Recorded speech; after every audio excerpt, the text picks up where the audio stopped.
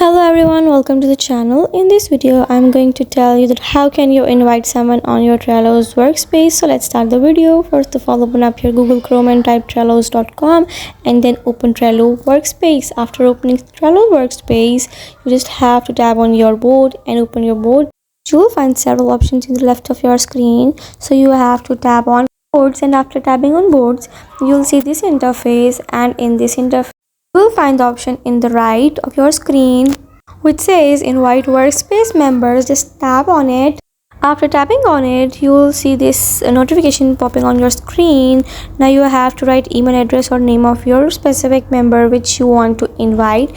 Wait for a while I'm writing, and after completing writing your email address of your specific friend or member, you simply have to tap on send invite and your invite will be sent.